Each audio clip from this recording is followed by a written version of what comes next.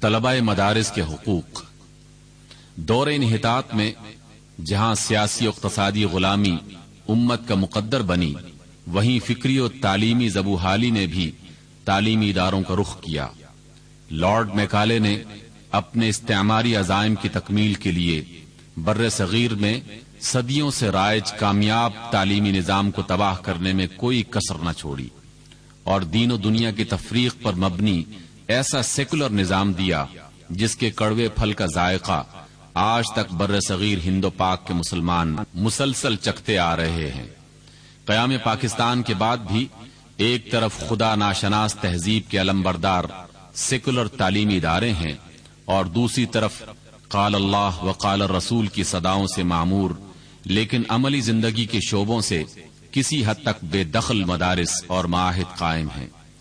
تعلیمی نظام کی تفریق اور وارثین انبیاء اور حاملین قرآن و سنت کو میدان عمل میں ان کا جائز مقام دلانے، طاغوتی قوتوں اور ان کے ہاتھوں کھلونا بنے ہوئے ملک پاکستان کے مقتدر طبقوں کی ریشہ دوانیوں سے انہیں تحفظ دلانے کی خاطر جمعیت طلبہ عربیہ پاکستان نے چند برس قبل حقوق طلباء مدارس کی مہم کا آغاز کیا۔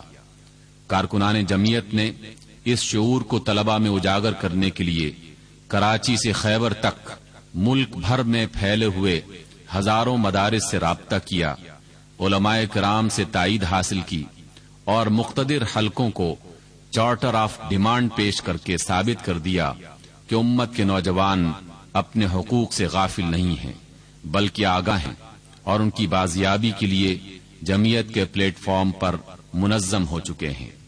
انہی کوششوں کا اثر لیتے ہوئے دینی مدارس کے جملہ بورڈ نے ایک پلیٹ فارم پر مجتمع ہو کر ہر قسم کی سازش کا مؤثر توڑ کیا۔ اس اتحاد کے نتیجے میں واضح ہوا کہ انگریز 150 سال میں بھی دینی مدارس کو ختم نہیں کر سکا۔ Position holders convention. ملکی سطح پر دینی مدارس کے باصلاحیت طلباء کی حوصلہ افزائی کا کوئی انتظام نہیں۔ جمعیت نے پوزیشن ہولڈرز کنونشن کے ذریعے مختلف مکاتب فکر سے وابستہ ذہین ترین طلباء کو میڈلز اور شیلڈز دے کر ان کی حوصلہ افزائی کا سامان کیا اور ملک بھر کے نمایاں طلباء کو ایک دوسرے کے قریب کر دیا، بلکہ مختلف بورڈز کے عہدیداران کو یکجا کر کے دینی مدارس کے مسائل کے حوالے سے مشترکہ موقف اپنانے کی راہ ہموار کی۔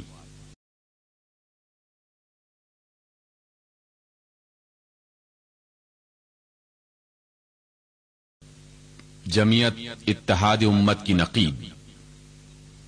مسلمانوں کا باہمی اتحاد عین تقاضائی ایمان ہے۔ مومنوں کے باہمی اتحاد کی یہی وہ سیسا پلائی ہوئی دیوار تھی جس نے قیصر و کسریٰ کے جرار لشکروں کی جبروت خاک میں ملا کر رکھ دی تھی اور مسلمانوں کے عروج کو 1000 برس تک زوال سے ناشنا کیے رکھا۔ اور پھر جب باہمی اختلافات نے سر اٹھایا تو عالم اسلام طاغوت کا مقابلہ نہ کر سکا۔ چھوٹی چھوٹی فروئی باتوں پر آپس میں الجھنا، غیر پسندیدہ اختلافات کی بنیاد پر ایک دوسرے کے خلاف اپنی صلاحیتیں صرف کرنا دور زوال کی یادگاریں ہیں۔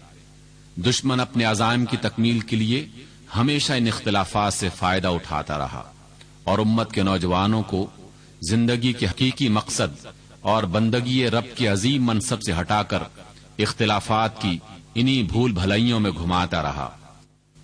جمعیت نے امت کے مابین اختلافات کے خاتمے کے لیے ٹھوس اور جامع پروگرام ترتیب دیا جس میں اتحاد امت کانفرنسز اور عشرہ اتحاد امت جیسے عمومی پروگرامات بھی شامل تھے اور اتحاد امت اور الدراسات فی الاختلافات الفقہیہ جیسی گراں قدر کتب کی طباعت بھی۔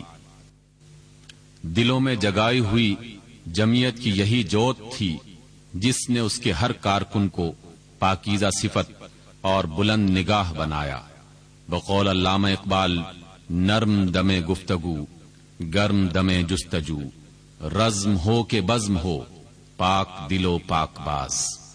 اور آج متحدہ مجلس عمل کا قدم بقدم پیش رفت کرتا ہوا یہ گل رنگ کاروان جمعیت کی 28 سالہ مربوط کاوشوں کا بہترین ثمرہ بن کر نمودار ہوا ہے۔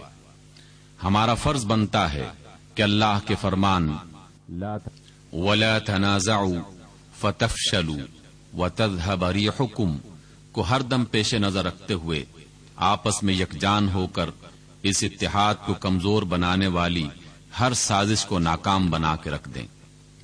جمعیت طلبہ عربیہ کے تحت ہونے والا اسلام آباد کا عظیم الشان اجتماع عام اسی مقصد کی عظیم کڑی ہے۔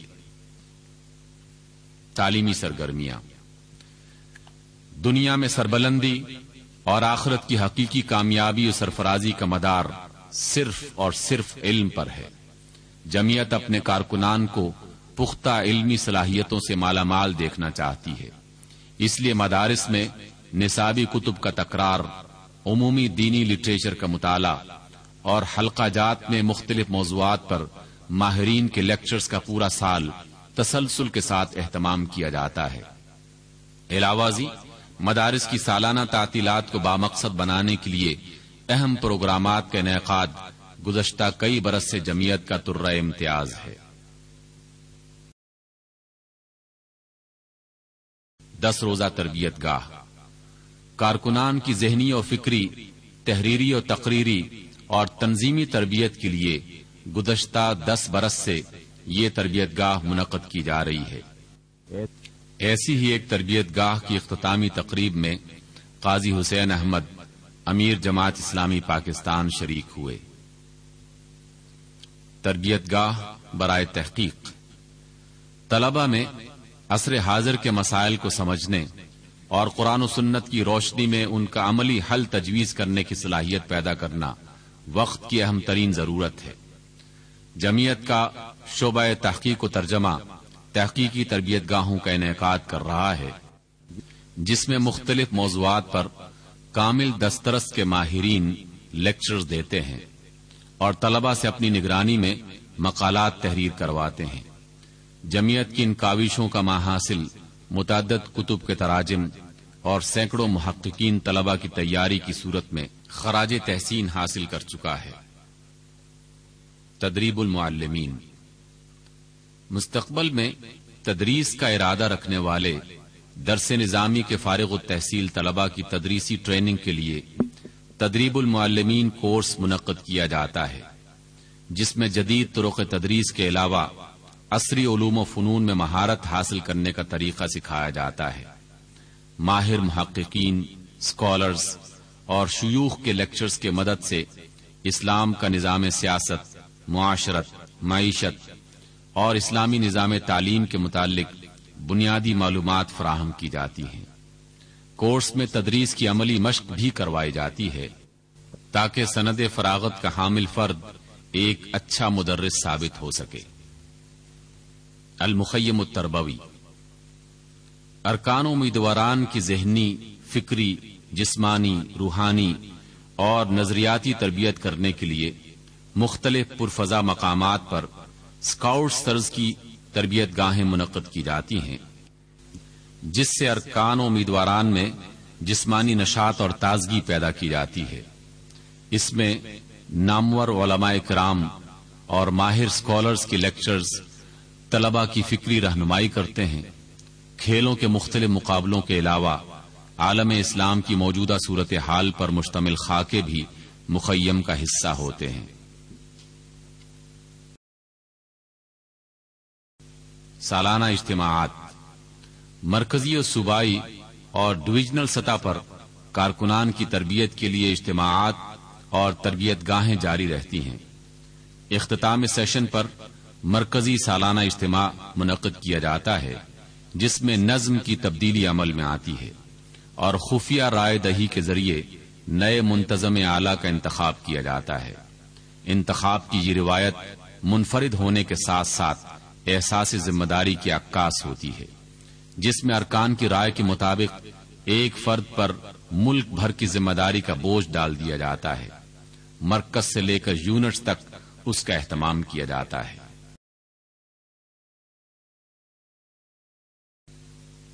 ادبی سرگرمیاں جمعیت طلبہ کی ذہنی اور فکری نشو و نما کے ساتھ ساتھ ان کی علمی، عملی قلمی اور ادبی صلاحیتوں کو بھی جلا بخشتی ہے۔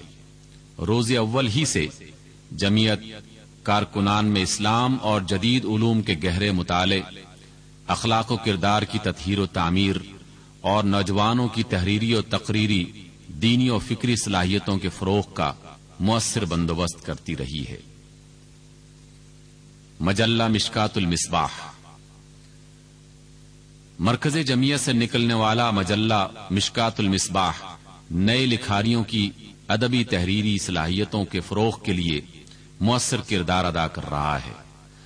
اپنی ٹھوس علمی کاوشوں کی اشاعت کے ذریعے مختلف علمی طبقات میں ہم آہنگی اور رواداری پیدا کرنا مجلہ کے اہم مقاصد میں سے ہے۔ بزم قرآن، بچپن کی فکری اٹھان، ساری زندگی کے لیے انسانی رویوں اور مستقبل میں ان کے کردار اور عمل پر گہرے نقوش ثبت کرتی ہے۔ نونہالان چمن کی فکری ساخت کو اسلامی سانچے میں ڈھالنے کے لیے جمعیت کے تحت ماہنامہ بزم قرآن شائع کیا جا رہا ہے۔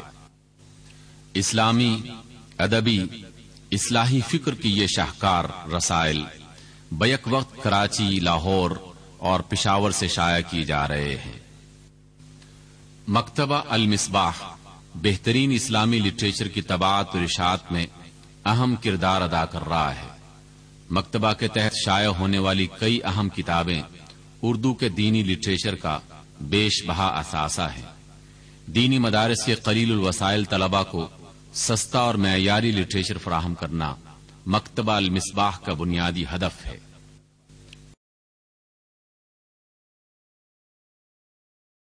ملی و بین الاقوامی مسائل میں جمعیت کا کردار۔ جمعیت کا شعار انما المؤمنون اخوہ ہے۔ اس کی حساس اور درد دل رکھنے والے کارکنوں نے امت کو لاحق ہر زخم کی ٹیس اپنے دلوں میں محسوس کی۔ دنیا بھر میں جہاں کہیں بھی مسلمان تکلیف میں ہوں اور عالم کفر کے ظلم و ستم تلے پس رہے ہوں، ان کی مدد کرنا جمعیت نے اپنا فرض جانا۔